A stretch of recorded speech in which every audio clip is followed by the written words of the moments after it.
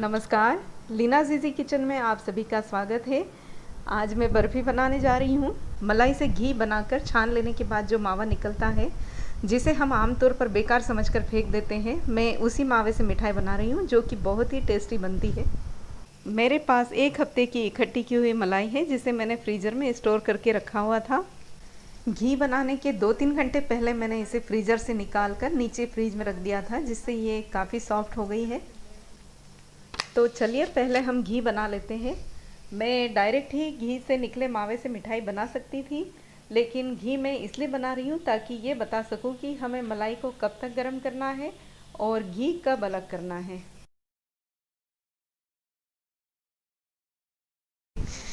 अब यहाँ देखिए ये घी बनकर तैयार है। मावे को ज़्यादा जलाना नहीं है। यदि मावा ज़्यादा भुन जाता है यानी ब्राउन हो जाता है तो सूखा सूखा सा हो जाता है और उसका टेस्ट भी ख़राब हो जाता है। इस टाइम पर मावा अलग कर लेने से वो काफ़ी मुलायम रहता है और कलर भी इसका अच्छा रहता है। अब इसको थोड़ा ठंडा करके छान लेंगे और यदि आपको लगे कि ये जल रहा है तो तुरंत छान कर अलग कर लीजिए, क्योंकि गैस बंद करने के बाद भी ये काफ़ी देर तक पकता रहता है। चम्मच से दबा दबा कर इसका सारा घी अच्छी तरह से निकाल लीजिए। यदि आपको गोल्डन कलर पसंद है तो आप इसे मिठाई बनाने के पहले थोड़ा और भून सकते हैं। अब ये हमारे पास 1 कटोरी भरकर मावा है और शुगर मैंने आधी कटोरी से थोड़ी ज़्यादा ली है। ये सूजी है और ये बेसन है जिनको मैंने पहले भून लिया है।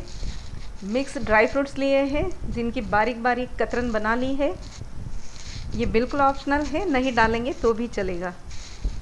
गैस ऑन कर दिया है। अब चाशनी बनाने के लिए कढ़ाई में शुगर डाल देंगे और जितनी शुगर है उतना ही पानी डाल देंगे। चाशनी हमें 2 तार की बनानी है। जब तक चाशनी बन रही है तब तक हम उस प्लेट या ट्रे को घी से चिकना कर लेंगे जिसमें हमें बर्फ़ी जमानी है।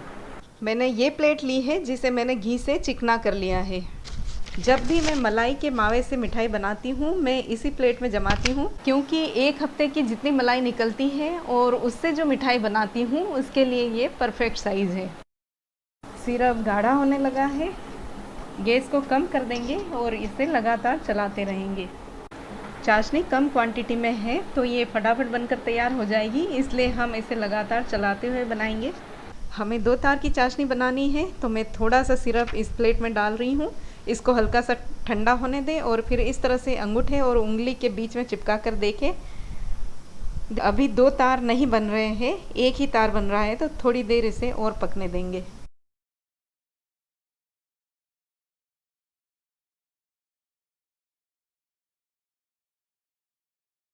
दो तार की चाशनी बनकर तैयार हो गई है।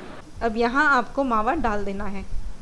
चाशनी मैंने 2 तार की बनाई ज़रूर है, लेकिन जैसे ही हम मावा डालते हैं तो उसके मॉइस्चर की वजह से चाशनी फिर से पतली हो जाती है। तो आपको एक बात का ध्यान रखना है, मावा डालने के बाद आपको इसे फिर से भूनना है और जब ये कढ़ाई छोड़ने लगे और आपको महसूस होने लगे कि ये हार्ड हो रहा है और चलाने में कठिनाई हो, तब आप इसे प्लेट में डालकर जमा लें। इसमें मैं 2 चम्मच सूजी डाल रही हूँ और 1 चम्मच बेसन डाल रही हूँ। आप चाहे तो सूजी 1 चम्मच और बेसन 2 चम्मच डाल सकते हैं, या केवल सूजी ही डाल सकते हैं, या केवल बेसन डालकर भी बना सकते हैं। अगर आपको मिठाई ज़्यादा क्वांटिटी में बनानी है तो आप सूजी और बेसन थोड़ा ज़्यादा ले लें और उसी अनुपात में शुगर भी ज़्यादा ले लें।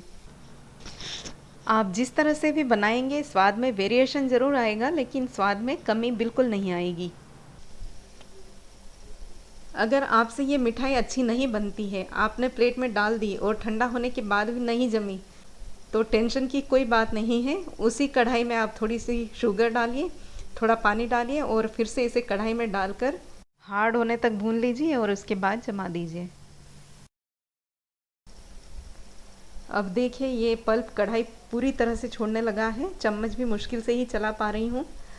इसमें अलग से घी डालने की बिल्कुल ज़रूरत नहीं होती है, क्योंकि जो मावा हमने यूज़ किया है उसमें काफ़ी सारा घी बचा रह जाता है और उसकी वजह से ये अच्छा खासा चिकना हो जाता है। अब यहाँ गैस को बंद कर देंगे और जो प्लेट हमने ग्रीस करके तैयार की हुई है उसमें डाल देंगे।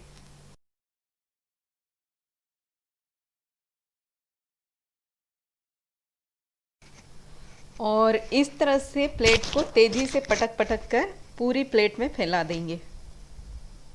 अगर इस तरह से ना फैले तो एक कटोरी के तले में घी लगाकर पहले से ही तैयार रखें और उससे थपथपा कर इसको फैला दें। अभी ये सॉफ्ट है, इसी टाइम इसके ऊपर ड्राई फ्रूट्स की कतरन डाल देंगे